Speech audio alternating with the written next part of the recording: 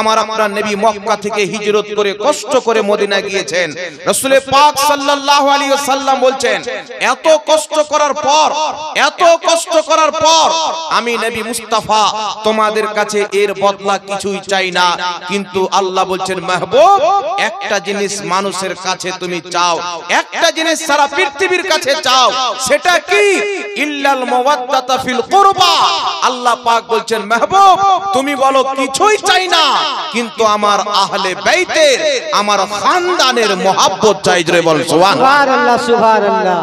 তো আল্লাহ তাবারক ওয়া তাআলা পবিত্র কুরআনুল কারীমে নবী মুস্তাফা আলাইহিস সালাতু ওয়াস সালামের খানদানের মহব্বত সারা পৃথিবীতে যারা রাসূল সাল্লাল্লাহু আলাইহি সাল্লামের কালেমা পাঠ করে মুসলমান হবে তাদের কাছ থেকে আল্লাহ চাইতে বলেছেন।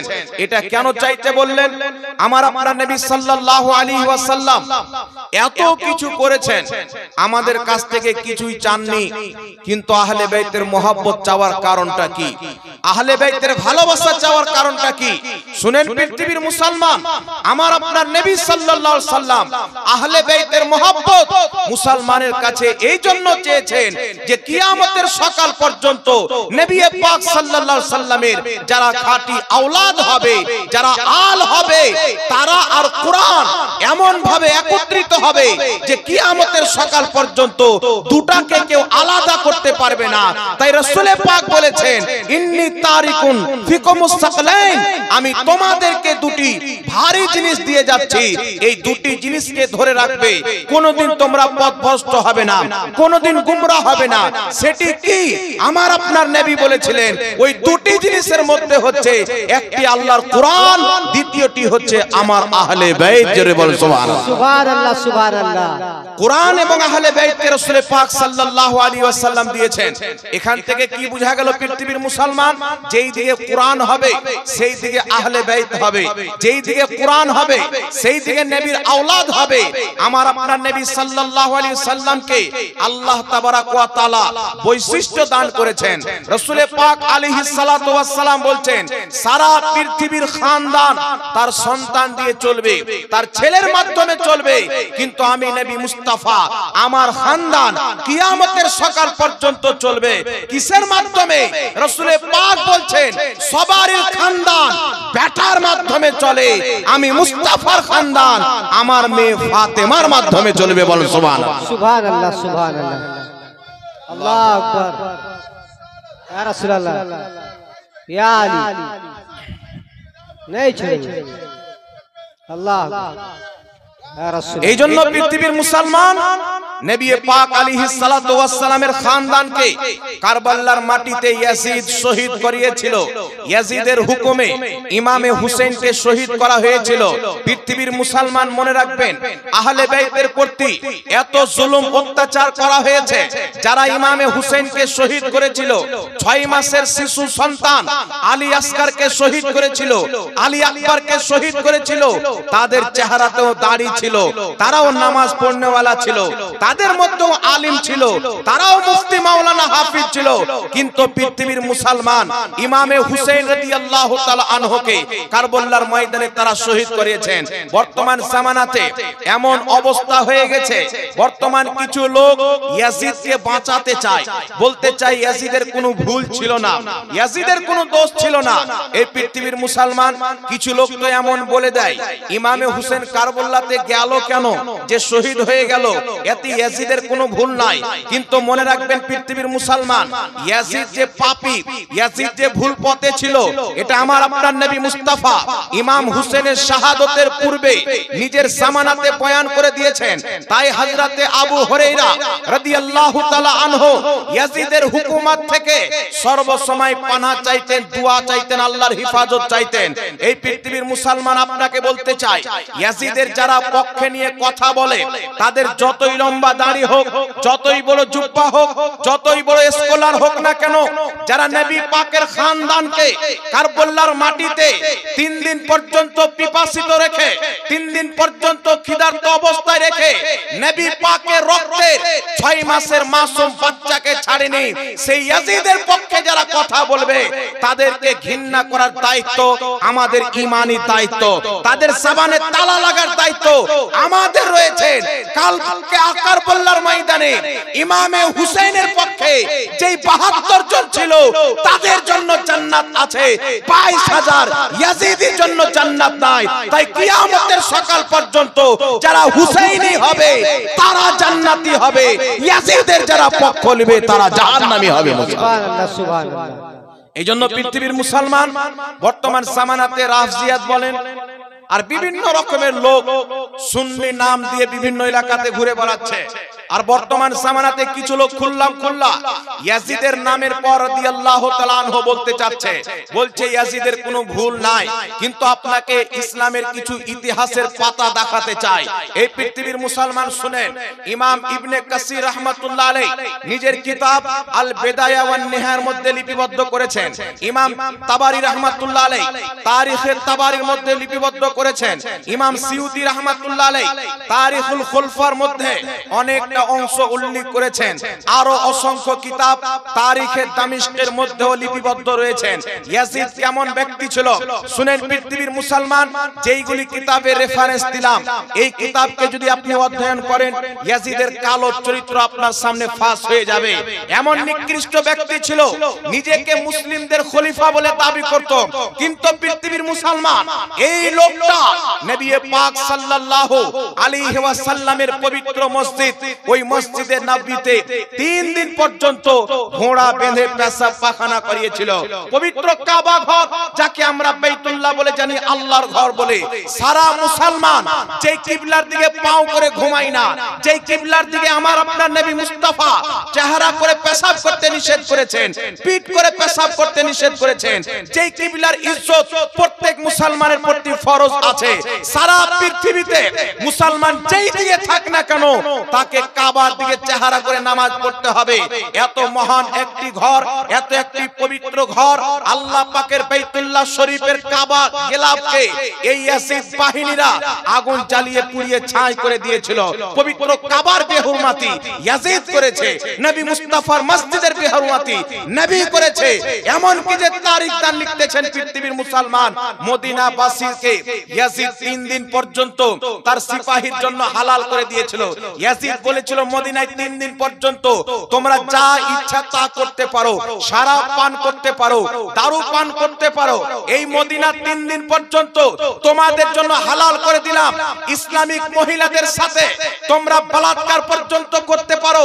এত নিকৃষ্ট কথা ইয়াজিদ 3 দিন পর্যন্ত করেছিল। শুধু তাই নয়, পৃথিবীর মুসলমান কিছু সাহাবা এবং তাবেঈন তার হাতে বাইত করার পর মদিনাতে গিয়ে তার বাইতকে ভঙ্গ করে এলান করে বলেছিলেন, আমরা ইয়াজিদকে দামিশকে দেখে আসলাম, ইয়াজিদ দারু পান করে, ইয়াজিদ নামাজ ছেড়ে দেয়, ইয়াজিদ 8টা-10টা মহিলা নিয়ে থাকে, ইয়াজিদ কুকুরকে নিয়ে খেলাধুলা করে, নাপাক থাকে। এই পৃথিবীর মুসলমান এত একজন চরিত্রহীন ব্যক্তি যে কাবা ঘরের গিলাফকে আগুন দিয়ে জ্বালিয়েছে, এত একজন চরিত্রহীন ব্যক্তি যে নবী মুস্তাফার মসজিদে নববী শরীফে 3 দিন পর্যন্ত ঘোড়া বেঁধে পেশাব পায়খানা করিয়েছে, এত চরিত্রহীন ব্যক্তি 3 দিন পর্যন্ত মহিলা মদিনার নারী পবিত্র ইসলামিক শাহজাদীদেরকে তার সিপাহীর জন্য হালাল করেছে। এত নিকৃষ্ট ব্যক্তি যে ব্যক্তি দারু পান করত, নামাজকে ছেড়ে দিত, সে ইসলামের খলিফা হতে পারে না, শয়তানের খলিফা হতে পারে। আজ যারা এমন অপবিত্র ব্যক্তির পক্ষ নিয়ে ইয়াজিদকে সাপোর্ট করতে চায়, কিয়ামতের সকাল পর্যন্ত ইমামে হুসাইনের গোলাম জিন্দা থাকবে, ইয়াজিদের নিস্ত নাবুদ করতে থাকবে মুসলমান। সুবহানাল্লাহ সুবহানাল্লাহ। যতদিন পর্যন্ত নবীর কালমা পড়নে वाला মুসলমান রয়েছে, রাসূলে পাককে মহব্বত করনে वाला মুসলমান যতদিন জমিনে রয়েছেন, ইমামে হুসাইন আহলে বাইতের গোলাম যতদিন বেঁচে আছে, ইয়াজিদের পক্ষে যারা কথা বলবে বিনা চ্যালেঞ্জে ছেড়ে দেওয়া হবে না। আলহামদুলিল্লাহ পৃথিবীর মুসলমান, আজ আহলে সুন্নাত ওয়াল জামাত এমন একটি পবিত্র দল, সুন্নি জামাত এমন একটি পবিত্র দল, এই দলে মাখদুমে সিমনা নবীর আওলাদ সুন্নি জামাতে, মারহেরার সৈয়দ সুন্নি জামাতের, কেছোছার সৈয়দ সুন্নি জামাতের, বিলগ্রামের সৈয়দ সুন্নি জামাতের, কাটরা শরীফের সৈয়দ সুন্নি জামাতের, পৃথিবীতে যত নবী মুস্তাফার আলো আওলাদ আছে তারা অন্য জামাতের মধ্যে নাই, সবাই সুন্নি জামাতে আছে। বল সুবহানাল্লাহ সুবহানাল্লাহ সুবহানাল্লাহ।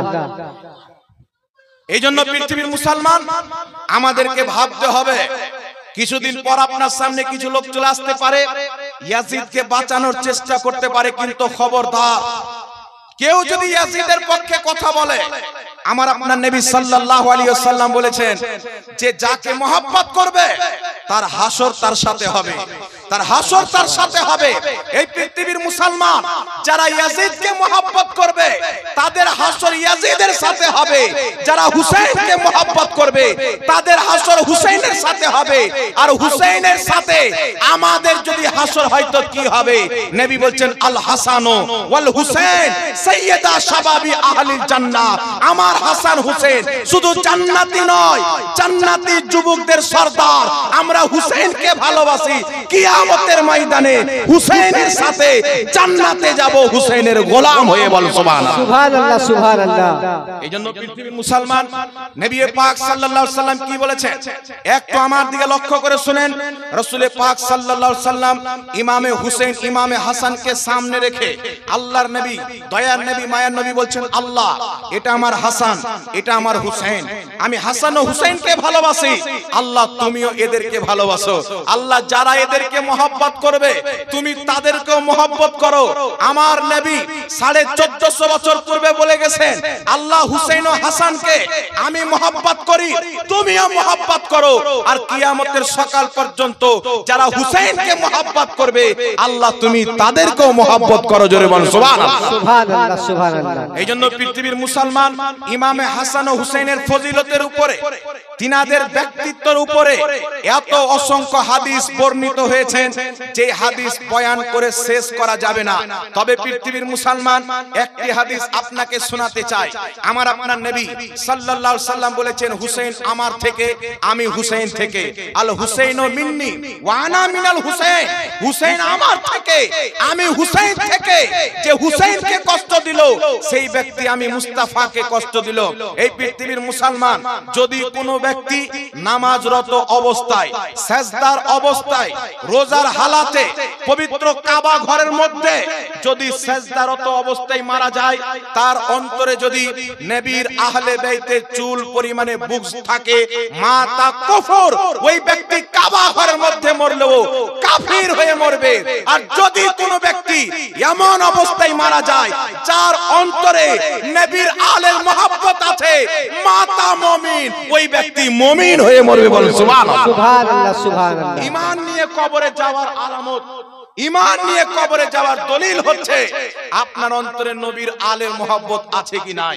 আজ পৃথিবীর মুসলমান বর্তমান জামানাতে মুহররমুল হারামে নবী মুস্তাফার আলো আওলাদকে, নবী পাকের খানদানকে, নবী মুস্তাফার আহলে বাইতকে যারা মুহররমুল হারামের মাহফিল করে তিনাদেরকে স্মরণ করেন, খিচুড়ির ব্যবস্থা করেন, দোয়া খায়রের ব্যবস্থা করেন, ফাতিহার ব্যবস্থা করে আসে, কিছু দাড়ি টুপিওয়ালা মার্কেটে শয়তান বেরিয়েছে, এরা বলছে মুহররমে জালসা করা যাবে না, ইমাম হুসেনের শাহাদত বর্ণনা করা যাবে না।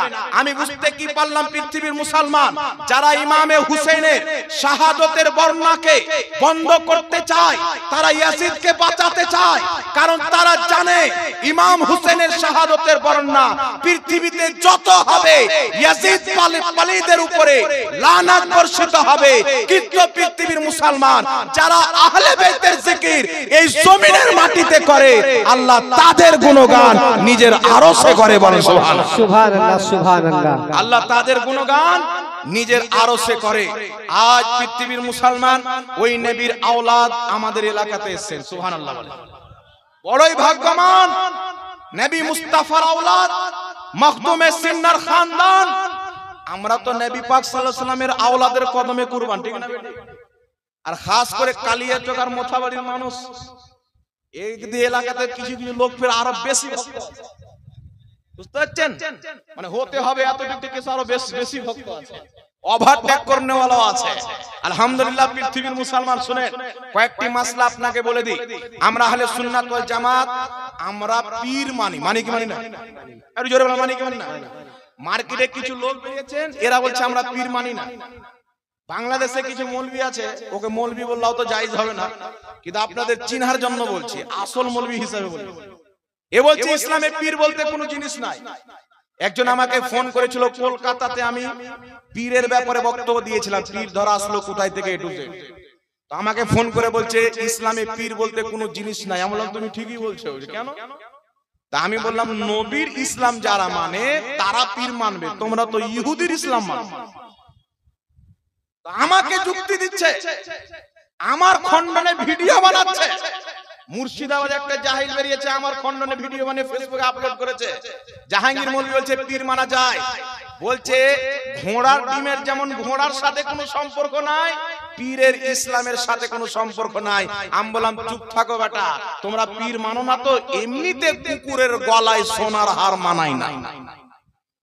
কুত্তার গলাতে যদি সোনার হার দেওয়া হয় শোভা পাবে না, খিনজিরের গলাতে সোনার হার দেওয়া হয় শোভা পাবে না। ওয়াহাবি নবীর আওলাদের ভক্ত হবে, এটা শোভা পায় না, কারণ তাদের অন্তরে ইয়াজিদের মহব্বত আছে, আমাদের অন্তরে ইমামে হুসাইনের মহব্বত আছে। সুবহানাল্লাহ সুবহানাল্লাহ। আর পৃথিবীতে এমন কোন মায়লাল নাই যে বেত হওয়া এবং পীর ধরাকে অবৈধ প্রমাণ করবে। একটা লোক বলছে পীর মানা হারাম, আমাদের এখানে একটা বক্তা এসে হুজুর এসে বলছে পীর মানা হারাম। আমি বললাম বক্তার সামনে দাঁড়িয়ে বললেন না যদি পীর মানা হারাম হয় তো তুই ফের কোন খ্যাতের মুলি, তোকে কেন মানবো? পীর মানা যদি হারাম হয় তো তোকে মানা তো ব্যারাম হবে। ওকে তো চামড়ার জুতা নিয়ে পুষ মাসে ঠান্ডায় চামড়া লাল করে দেওয়া উচিত। এই জন্য পৃথিবীর মুসলমান মনে রাখবেন, মার্কেটে অনেক লোক বেরিয়েছে, কেউ বলছে আল্লাহ মানতে হবে, নবী মানতে হবে না, কেউ বলছে পীর মানা যাবে না, কেউ বলছে কাকে মানা যাবে না। এই ভাগ্য, এই কিসমত তো আল্লাহ সুন্নিদেরকে দিয়েছেন, যাদের অন্তরকে যদি খুদাই করে দেখা হয়, প্রথমে আল্লাহর মহব্বত, তারপরে রাসূলের মহব্বত, তারপরে সাহাবা আহলে বাইতের মহব্বত, তারপরে মুহাদ্দিসদের মহব্বত, আর সুন্নিদেরই অন্তরে আল্লাহ পাকের নেক বান্দাদের মহব্বত। জোরে বল সুবহানাল্লাহ সুবহানাল্লাহ সুবহানাল্লাহ। এখানে কয়েকটি কথা আপনাকে বলে দিই আমি। আমাদের শরীয়ত, আমাদের ইসলাম, ওনাকে একটু চুপ করেন, একটু শান্ত করেন, একটু দাঁড়ান, একটু আমার দিকে লক্ষ্য করে শুনেন বাবা, আমার দিকে লক্ষ্য করে শুনেন। হ্যাঁ, এখানে একটা কথা বুঝতে হবে, পীর মানা আসলো কোথায় থেকে, একটু আমার দিকে লক্ষ্য করে। এখন যারা নবী পাকের আওলাদ, নবী পাকের খানদান, তাদেরকে মহব্বত করা যে ফরজে আইন, এটা তো কোরআন দ্বারা প্রমাণিত। তার মধ্যে একটি আয়াত আপনাদেরকে আমি শুনিয়েছি। একটা লোক বেরিয়েছে বক্তব্য দিচ্ছে যে নবীর আওলাদ হলে যে সম্মান করতে হবে, এটা কোথায় আছে? আওলাদ তো নূহ নবীরও ছিল, কিন্তু কাফির ছিল। নূহ নবীর আওলাদ একজন কাফির ছিলেন না, কাস্তিতে চড়তে যাচ্ছিল, আল্লাহ নিষেধ করে দিলেন। তার উদাহরণ দিচ্ছে আমাদের নবীর আওলাদের সাথে। কিন্তু আমার আপনার নবী সাল্লাল্লাহু আলাইহি সাল্লামের আওলাদ যারা কিয়ামত পর্যন্ত, যাদেরকে সাইয়্যিদ বলা হয়, কারবালার মাটিতে নবী মুস্তাফার খানদানের একজন ব্যক্তি ছিলেন, যিনার নাম হচ্ছে ইমাম যাইনুল আবেদিন রাদিয়াল্লাহু তাআলা আনহু।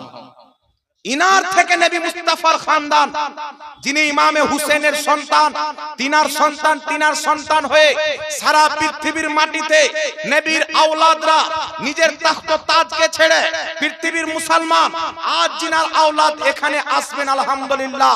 মাকদুম আশরাফ সিমনানি, সিমনা দেশের বাদশা ছিলেন।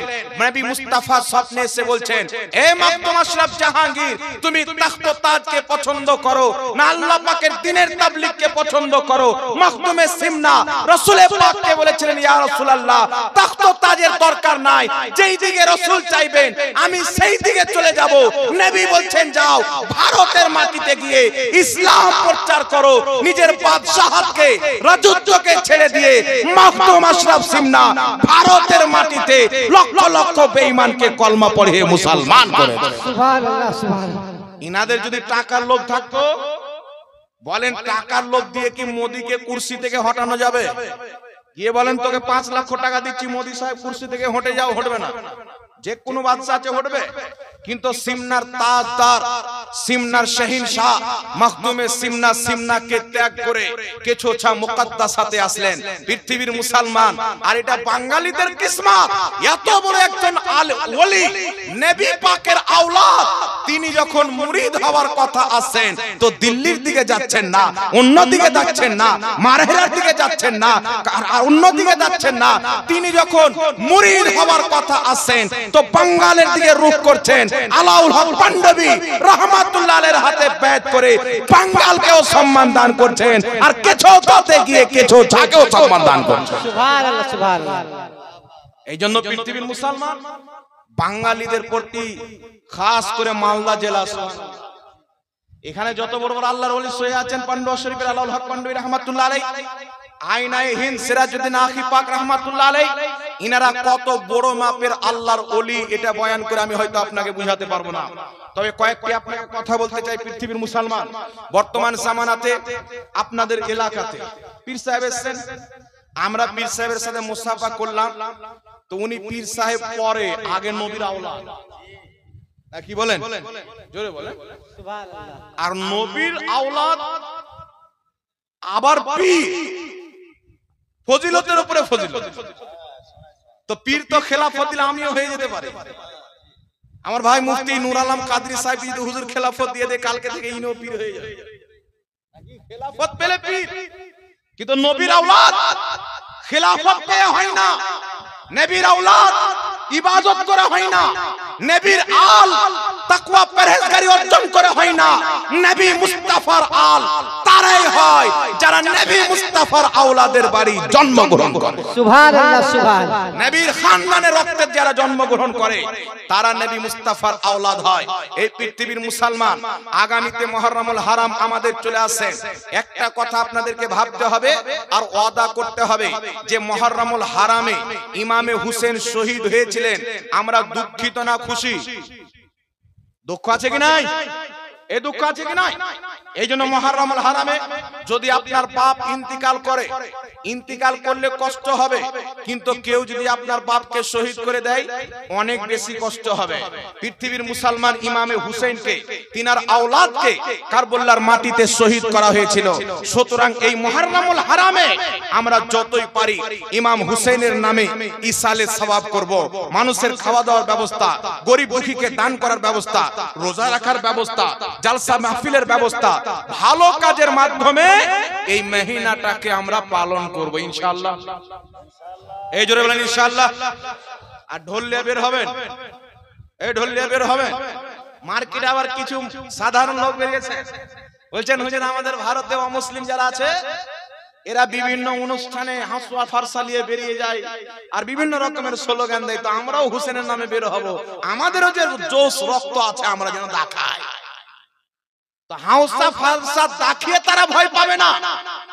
যেই দিন মুসলমান ইমামে হুসেনের নকশে কদমে আমল করবে, মুস্তাফার সুন্নতে আমল করবে, এক কথা মুসলমানের বাচ্চা বাচ্চা যদি নামাজি হয়ে যায় আর পাঞ্জাবি টুপি পরনে वाला, চেহারাতে দাড়ি রাখনে वाला হয়ে যায়, অটোমেটিক কুফার ভয় পাবে মুসলমান। সাহাবায়ে কেরাম জিদ্দের ময়দানে গিয়েছেন, কাফিররা ঝাঁপিয়ে চলে আসছেন, সাহাবায়ে কেরাম বলছেন কি ব্যাপার, কাফের আজকে ভয় কেন পাচ্ছে না? তো কিছু কিছু সাহাবী বলছেন আজকে আমরা একটা সুন্নাত ছেড়েছি, কি মিসওয়াক করিনি। তো বলছে মিসওয়াক করো, নবীর একটা সুন্নাত ছেড়েছি বলে কাফির ধমক দিয়েছে। ইনারা খেজুর গাছের দানা পেড়ে তার মিসওয়াক তৈরি করে, দাঁতল তৈরি করে ঘষতে যখন আরম্ভ করেছেন, ডাল ভাঙা ভাঙি ফাড়াফাড়ি চলছেন, কাফির বলছে তাড়াতাড়ি পালা, এখন খেজুরের ডাল চাবাচ্ছে, কিছুদিন পর আমাদেরকে চাবাবে। তো নবী পাকের একটি সুন্নাতে আমল করতে গিয়ে জিদ্দের ময়দানে আল্লাহ সাহাবাকে বিজয় দান করেছেন। সুন্নাত আমাদের কোথায় গেল? ফরজ আমাদের কোথায় গেল? এখন তো মসজিদের ইমামকে নিয়ে দ্বন্দ্ব, এখন তো মসজিদকে নিয়ে দ্বন্দ্ব, এখন তো বিভিন্ন রকমের দ্বন্দ্ব। এই প্রথম জাতি মুসলমান জাতি যে এদের যত ভাড়াস আছে সব মসজিদে গিয়ে বের হবে, যত ভাড়াস আছে। দুঃখের বিষয় পৃথিবীর মুসলমান, আজ আমরা ইমামে হুসেনকে কি মানবো? উনি তো উম্মতের ইমাম, উনি তো শহীদদের ইমাম।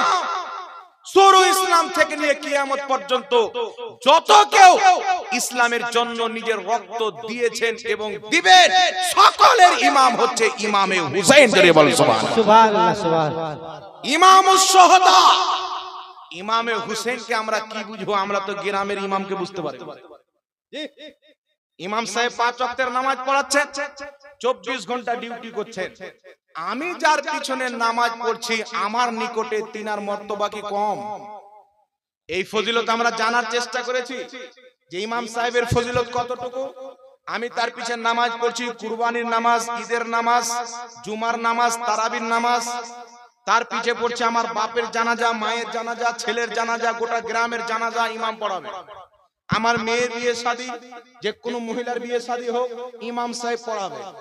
কেউ যদি মাজারে খাসি নিয়ে যায় তো ইমাম সাহেব গিয়ে হালাল করবে, সব ইমাম সাহেবের মাধ্যমে। কিন্তু ইমাম সাহেবের যে ফজিলত আমার আপনার নবী দিয়েছেন সেটা কিন্তু আমাদের অন্তরে নাই বাবা। কিছু লোক মনে করছে ইমাম সাহেব মানে মসজিদের খাদিম, ও মসজিদের চাকর মনে করে। ইমাম সাহেব মসজিদের খাদিম নয়, ইমাম সাহেব হচ্ছে আল্লাহর খাদিম, আল্লাহর দ্বীনের খাদিম, মসজিদের খাদিম নয়। আপনি ইমাম সাহেবকে যদি বলেন ইমাম সাহেব বাথরুম সাফ করবে, ইমাম সাহেব ট্যাঙ্কি সাফ করবে, ইমাম সাহেব উজুখানা ঝাড় দিবে, ইমাম সাহেব লোটা কোথায় আছে, আপনার মসজিদের লোটা যদি কেউ চুরি করলে আপনি ইমাম সাহেব কেন বলবেন লোটা কোথায় আছে? ইমাম সাহেবকে বলবেন বাথরুম সাফ করতে হবে, ট্যাঙ্কি ইমাম সাহেব সাফ করবে।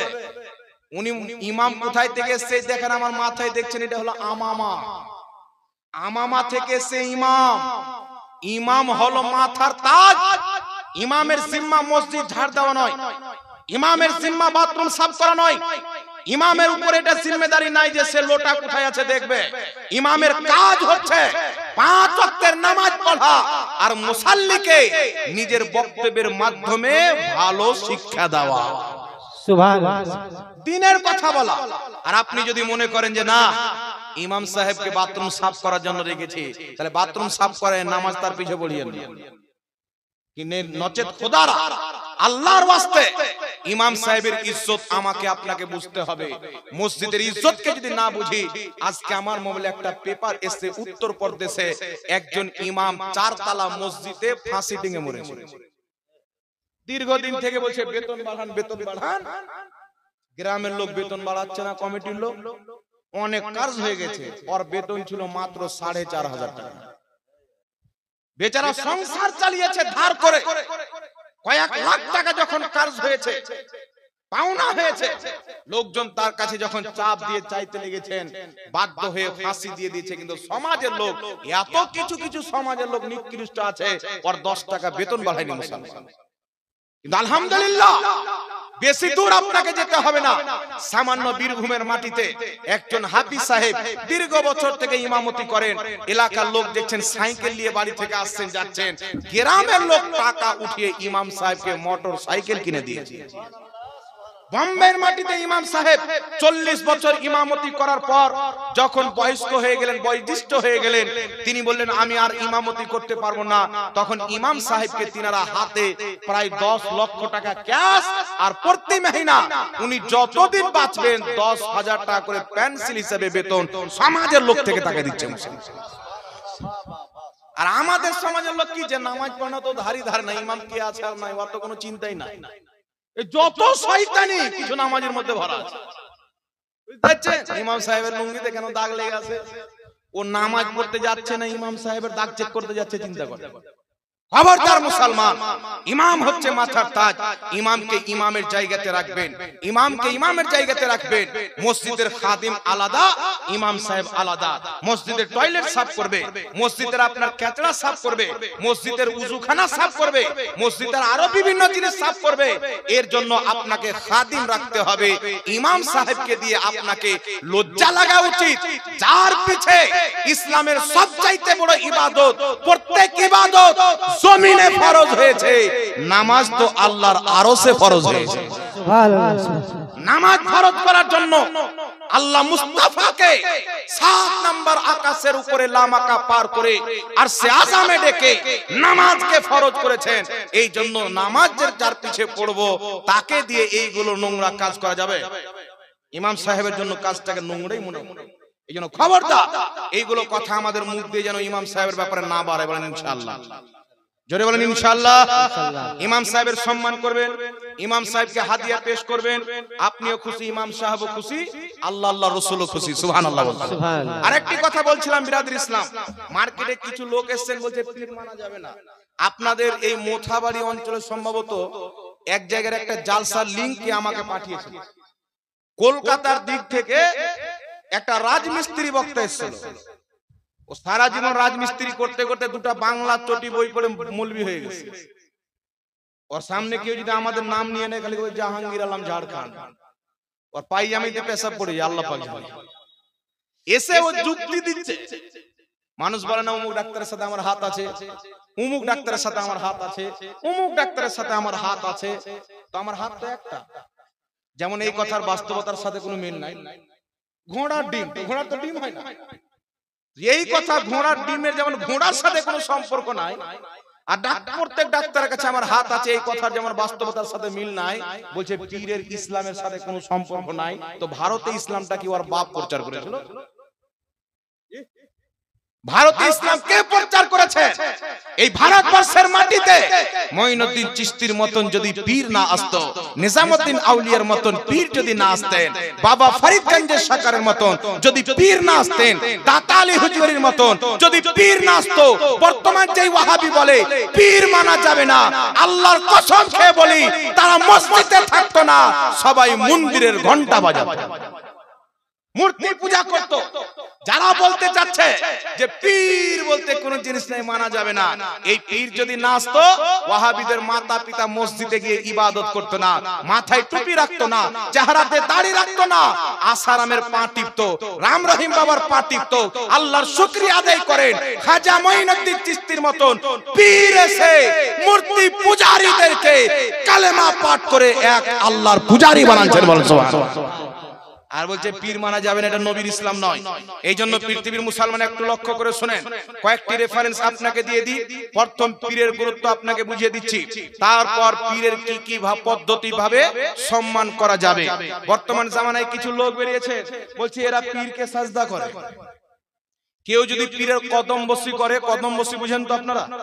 কথা বলে, কেউ যদি পীর সাহেবের কদম বসি করে, আওলাদে রাসূল এসেছেন, তার কদম বসি যদি করে, হাতকে যদি চুমুন দেয়, তো ওয়াহাবিরা বলবে শিরক হয়ে গেল। বাংলাদেশে একটা মৌলবি ওয়াহাবি বক্তব্য দিচ্ছে, একটা লোক এসে মুসাফা করে হাত চুমুন দিচ্ছে, না আল্লাহ ছাড়া করে সামনে মাথা নত করা যাবে না, নাহলে শিরক হয়ে যাবে। তা আপনারা বলেন তো বাবা, ওই মৌলবির বাড়িওয়ালিটা সকালে ঝাড় দেয় তো এইভাবে মাথা করে দেয় না এইভাবে মাথা ঝুঁকিয়ে দেয়? কথা বলে জি। তো ও যখন এইভাবে যদি ঝাড় দেয় তো ঝাইটন থেকে যাবে, বাড়ি ঘর উড়ে যাবে সাহারের সাথে, নাকি বল? বলে ঝুঁকলে শিরক হয়ে যাবে, ঝুঁকলে শিরক হয়ে যাবে।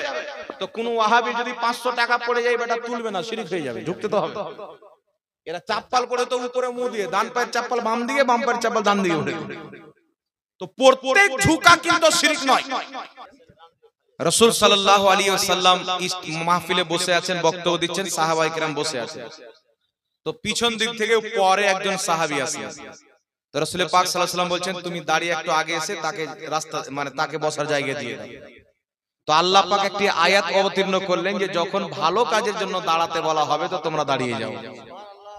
সুবহানাল্লাহ। আপনি আগে বেড়ে কাউকে জায়গা দিবেন, তো এটা আল্লাহ এত পছন্দ করে যে কুরআন পাকের আয়াতই অবতীর্ণ করে দিয়েছেন।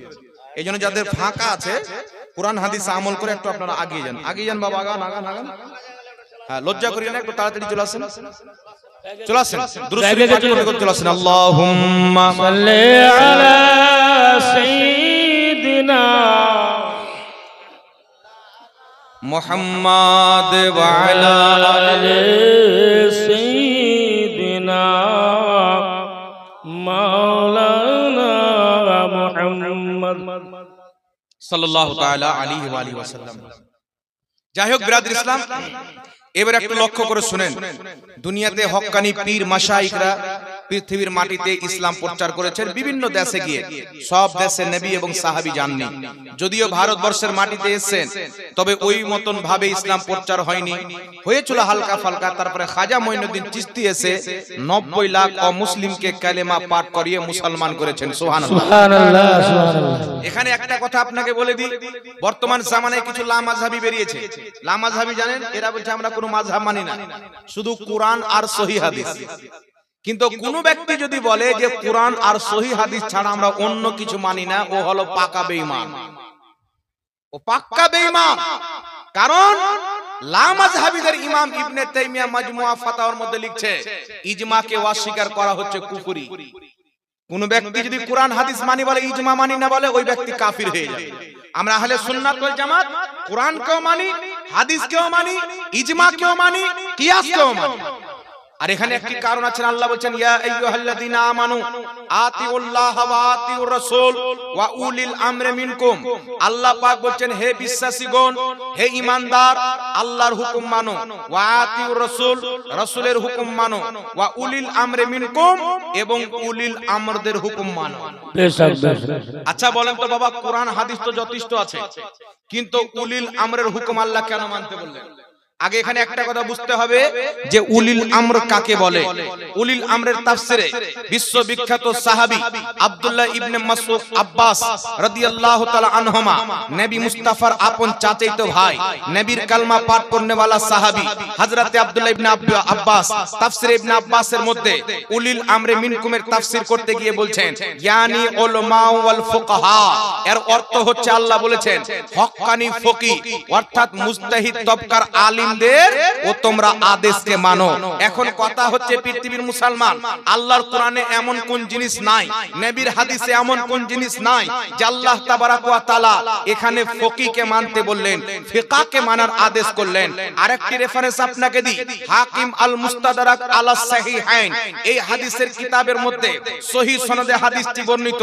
হাদিসটিকে উল্লেখ করে ইমাম হাকিম রাহমাতুল্লাহ আলাইহি বলছেন হাদা হাদিসুন সহিহুল ইসনাদ, এই হাদিসের সনদ হচ্ছে সহিহ। বিশ্ববিখ্যাত সাহাবী মুজতাহিদ তবকার সাহাবী হযরতে জাবির ইবনে আব্দুল্লাহ রাদিয়াল্লাহু তাআলা আনহু বলছেন আল্লাহ পাকের ফরমান উলিল আমরি মিনকুম, এর অর্থ হচ্ছে হক্কানি ফকিহদের আদেশকে মানো। প্রশ্ন হচ্ছে পৃথিবীর মুসলমান, আল্লাহর কোরআন কি যথেষ্ট নয় যে ফিকহ মানতে হবে? নবীর হাদিস কি যথেষ্ট নয় যে ফিকহ মানতে হবে? যদি আপনাকে এক্সাম্পল দিয়ে বুঝায়, তার এক্সাম্পল হচ্ছে যদি কোনো ব্যক্তি পাহাড় খনন করতে করতে, কয়লা বের করতে করতে যদি একটা সোনার ইট পেয়ে নেয়, সোনার যদি ইট পেয়ে নেয়, ওই সোনার ইট ততক্ষণ পর্যন্ত ব্যবহার করার যোগ্য হবে না যতক্ষণ পর্যন্ত স্বর্ণকারের কাছে গিয়ে, সোনারের কাছে গিয়ে ওই ইটকে ভেঙে চুরে হার না তৈরি করবে, কানের বালি না তৈরি করবে, নাক ফুল না তৈরি করবে, হাতের বালা না তৈরি করবে, আংটি না তৈরি করবে, ততক্ষণ পর্যন্ত ওই সোনা ব্যবহার করার উপযুক্ত হবে না।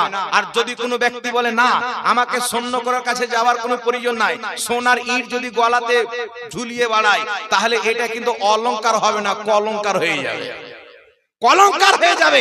তো কোরআন হাদিস হচ্ছে একটা মহা সমুদ্র, একটা সোনার খনি। এই সোনার খনিকে বোঝার জন্য আল্লাহ তাবারাক ওয়া তাআলা জানেন কোরআন সবারই পক্ষে বোঝা সম্ভব হবে না, হাদিস সবারই পক্ষে বোঝা সম্ভব হবে না। তার কারণে আল্লাহ তাবারাক ওয়া তাআলার নবী বলছেন ইবনে মাজাতে হাদিস, আল্লাহ যখন কোন ব্যক্তির কাছ থেকে ইসলামের খিদমতের ইরাদা করেন, তাকে ফকিহ বানিয়ে দেন, কোরআন হাদিসের সম্পূর্ণ জ্ঞান দান করেন। এই জন্য যারা কোরআন হাদিসের সম্পূর্ণ জ্ঞান অর্জন করেছেন, তাদের ফতোয়াকে মানার নাম হচ্ছে মাযহাব মানা। জোরে বল সুবহানাল্লাহ। তাদের ফতোয়াকে মানা নাম মাযহাব মানা। একটু লক্ষ্য করে শুনেন পৃথিবীর মুসলমান, কাদের ফতোয়া? যারা কোরআন হাদিসের সম্পূর্ণ জ্ঞান রাখে। এখন বাংলাতে দুটো বই পড়ে বলছে আবু হানিফার মাযহাব মানা যাবে না, বাংলা চটি কিতাব পড়ে বলছে ইমাম মালিকের মাযহাব মানা যাবে না, মাযহাবের বিপক্ষে কথা বলে, বলে মাযহাবের শরীয়ত আলাদা, হাদিস কোরআনের শরীয়ত আলাদা। এ গাধা জানে না এই পৃথিবীর মুসলমান মাযহাব কাকে বলে। শুনেন, একটা কথা মনে রাখবেন, ইমামে আজম আবু হানিফা, উনার থেকে মাযহাব কেন তৈরি হলো? ইনার কেন মাযহাব মানতে হবে? ইমাম শাফির কেন মাযহাব মানতে হবে? ইমামে আজম আবু হানিফা নবী মুস্তাফার 5 লক্ষ হাদিস মুখস্থ জানতেন, আর পৃথিবীতে নবী মুস্তাফার যত হাদিস আছে প্রত্যেকটা হাদিস আবু হানিফার নজরের সামনে ছিল। সুবহানাল্লাহ। এখন একজন বুখারী পড়ে বলছে মাযহাব মানা যাবে না, ওই ব্যক্তিকে আমি বলতে চাই ইমাম বুখারী রাহমাতুল্লাহ আলাইহি বলছেন আমি 6 লক্ষ হাদিস মুখস্থ জানি। কত লক্ষ? 6 লক্ষ হাদিস মুখস্থ জানি, তার মধ্যে 1 লক্ষ সহি হাদিস, 1 লক্ষ সহি হাদিস ইমাম বুখারী মুখস্থ জানতেন। আপনারা জ্ঞানী গুণী মানুষ, একটা প্রশ্ন করতে চাই, 1 লক্ষ সহি হাদিস ইমাম বুখারী মুখস্থ জানতেন, তিনার বুখারীতে কত হাদিস আছে? 7000 কত হাদিস। মুকাররাবকে যদি বাদ দেওয়া হয়, একটা হাদিস দ্বিতীয়বার তৃতীয়বার এসে, এইগুলোকে যদি বাদ দেওয়া হয় 4000 কত হাদিস হয়। আল আদাবুল মুফরাদে কিছু হাদিস আছে, তারিখুল কবিরে কিছু হাদিস আছে। ইমাম বুখারী সমস্ত কিতাবকে যদি একত্রিত করে তিনার হাদিসকে গণনা করা হয় তো 10000 পর্যন্ত পৌঁছাবে না। আমি আপনাকে প্রশ্ন করতে চাই, যদি কোনো ব্যক্তি বুখারী শরীফের 4000 হাদিসকে পড়ে বা 7000 হাদিসকে পড়ে বলে মাযহাব মানা যাবে না, তাকে প্রশ্ন করতে চাই, ইমাম বুখারীর সমস্ত কিতাবে ধরে নিলাম 10000 হাদিস আছে, কিন্তু ইমাম বুখারী বলছেন আমি 1 লক্ষ সহি হাদিস মুখস্থ জানি। তোমার কাছে আমার প্রশ্ন হলো, তুমি যে 10000 হাদিস পড়ে বলছো মাযহাব মানা যাবে না, তাহলে 90000 হাদিস তুমি পড়েছো কিনা বলো? 90000 হাদিসে কি ছিল সেটা তোমাকে বলতে হবে। বলবে হুজুর ইমাম বুখারী তো 90000 লেখেনি, তো আমি পড়বো কোথায় থেকে? আমি বললাম কানার দল, যেই 10000 হাদিস ইমাম বুখারীর কিতাবে পেয়েছো তুমি সেটা পড়েছো। যেই 90000 হাদিস ইমাম বুখারী লেখেনি, ইমামে আজম আবু হানিফা সেটাকেও পড়েছে, সেটাকেও পড়েছে।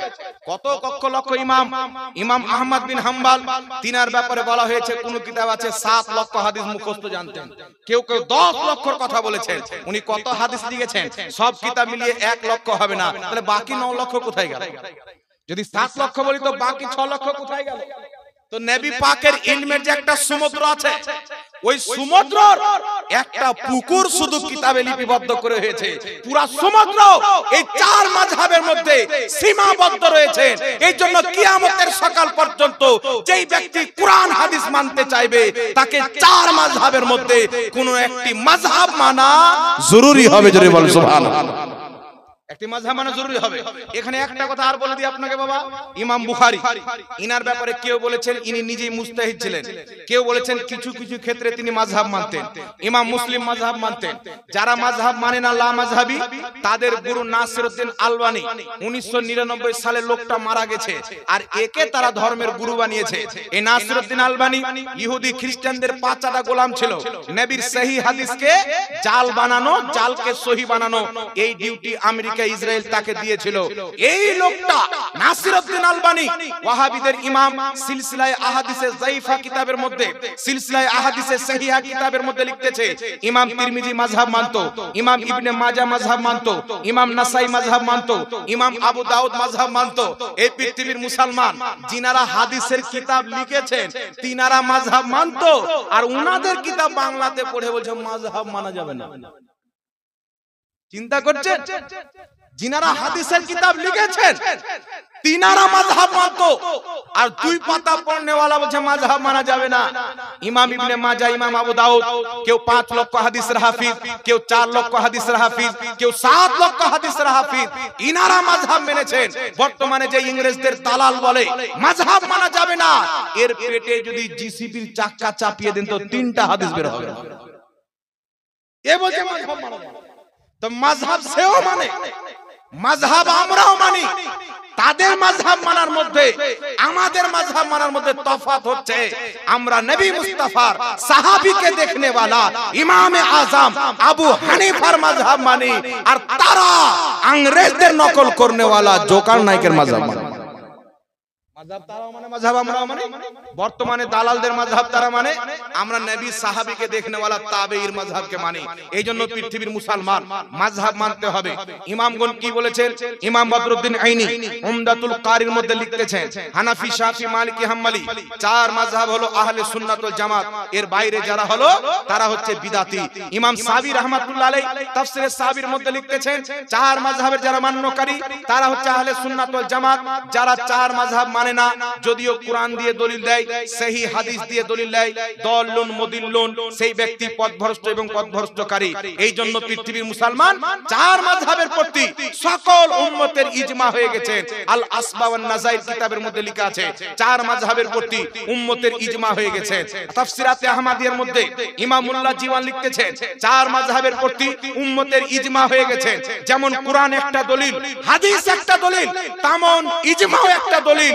সুতরাং কোন ব্যক্তি যদি ইজমাকে অস্বীকার করে ওই ব্যক্তিও পথভ্রষ্ট এবং জাহান্নামী মুসলমান। বলেন সুবহানাল্লাহ। তো আল্লাহ পাকের মেহেরবানি আমরা মাযহাব মানে পীরও মানে, ঠিক না বেঠিক বাবা জোরে বলে।